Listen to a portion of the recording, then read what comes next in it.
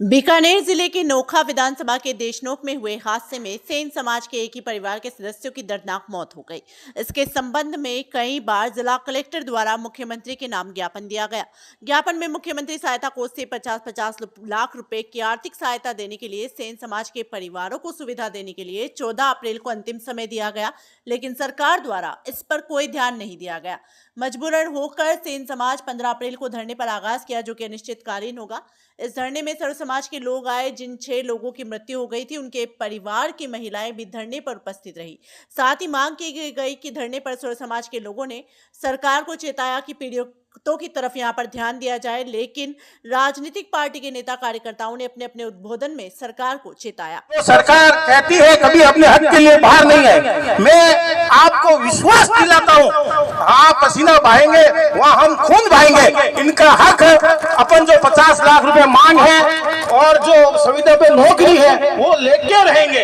इसी सरकार पर्ची सरकार है, ये जो निवेदन से नहीं मानती है, इसलिए हम सरकार से निवेदन नहीं, हम अपना हक लेंगे। जोर से बोले साथियों, अभी ताली अंगड़ाई है, अभी ताली अंगड़ाई है। धन्यवाद, जय हिंद। बहुत बहुत धन्यवाद मनोज जी सारण साहब। ये पिछली 19 तारीख को बीकानेर जिले में नोखा विधानसभा क्षेत्र के नोखा शहर के निवासी जो 6 परिवारों के मुखिया थे, वो देशनोक किसी बारात में आए थे और बारात में सम्मिलित होकर के जब वापस अपने घरों की तरफ जा रहे थे तो रात को 11 बजे उस देशनोक में जो एक पुल बना हुआ है, वो पुल तकनीकी रूप से सही नहीं है। उस पुल के ऊपर एक हादसे के शिकार हो गए और कालग्रस्त हो गए और चंद ही मिनटों में 6 परिवार के 6 मुखिया भगवान को प्यारे हो गए। जब हमें पता चला, हमने शासन प्रशासन से बात की, हम मौके पे पहुंचे, हमने उन बॉडियों को निकाला और स्थिति बड़ी भयावह थी। हर आदमी का मतलब इतना ऐसे मन विचलित हो गया कि हमारी रूहें कांपने लग गई। हमने सरकार के मुखियों से, जो शासन में यहाँ पे लोग बैठे, उनसे बात की। प्रशासन के लोग आए, उन बॉडियों को निकाला जब तक वो प्राण पंखेरु हो चुके थे। हमने उन बॉडियों को बीकानेर मोर्चरी में शिफ्ट किया और सुबह तक प्रशासन का हाथ पांव फूल रहा था। प्रशासन इस बात के भय से ग्रस्त था, डर था प्रशासन को कि कहीं सेन समाज का ये बहुत बड़ा हादसा था, ये बीकानेर जिले का बहुत बड़ा हादसा था कि 6 परिवार के 6 मुखिया एक साथ इस दुर्घटना में चले जाना।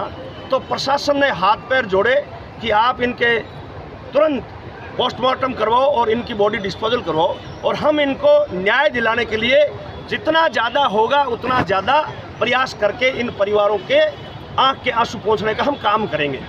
तो हमने सोचा कि जब राम रूठता है तो राज मदद करता है। हमने इन पे भरोसा किया, जिला प्रशासन पे भरोसा किया, पुलिस प्रशासन पर भरोसा किया और परिवार के लोगों से कहा कि भाई राज कह रहा है मदद करेंगे, तो हमें भी हमारे रीति रिवाज के अनुसार, परंपरा के अनुसार उनके बॉडी डिस्पोजल कर देनी चाहिए। और आज उनको 25 दिन हो गए, उनके 12 दिन भी हो गए। बड़े दुख के साथ आप लोगों के माध्यम से कहना चाहूँगा कि राज का नुमाइंदा उनके आंख के आंसू पहुँचने के लिए नहीं पहुँचा, जिले का अधिकारी वहाँ पर नहीं पहुँचा और नोखा विधानसभा क्षेत्र का उपखंड अधिकारी या वहाँ का तहसीलदार भी, कोई अधिकारी वहाँ, क्षेत्रीय अधिकारी भी वहाँ पे नहीं पहुँचा। हम सब लोग 4-4, 5-5 बार गए और उन परिवार के लोगों को कहा भी हमारी जब जरूरत पड़े तो आप हमें कहना। अब थक हार करके और 25 दिन बाद में उस परिवार ने कहा कि हमारी लड़ाई लड़ो, हमें कौन न्याय दिलाएगा। तो हमने पिछली 9 तारीख को, आज से 7 दिन पहले, जिला कलेक्टर को एक ज्ञापन दिया। उसमें हमने ज़्यादा मांग नहीं रखी, हमने सिर्फ 2 ही मांग रखी है कि प्रत्येक परिवार को 50-50 लाख रुपए और एक संविदा पे नौकरी इस परिवार को दी जाए। और राज का धर्म भी है। आज से 3 दिन पहले जयपुर के अंदर एक घटना हुई, तुरंत 50 लाख रुपए उनको स्वीकृत कर दिया जाता है और हमारे इन लोगों को 25 दिन हो गए, 6 परिवारों के चूल्हे जलने से बंद हो गए और वहाँ पर स्थिति इतनी भयानक है। 85, 90 साल के उनके माता पिता बैठे हैं घर में बड़ी जवान बेटियां बैठी हैं, उनकी शादी करनी है। सही बात आती है। जो आपने डिमांड की है 50 लाख रुपए और संविदा कर्मचारी, अगर ये डिमांड पूरी नहीं होती है तब ये धरना कब तक रहेगा? ये धरना अनिश्चितकालीन धरना है और ये एक सैन समाज का धरना नहीं है, ये 36 कौम का धरना है और हम इनसे लड़ेंगे, इनसे टकराएंगे, चाहे हमें जेल जाना पड़े।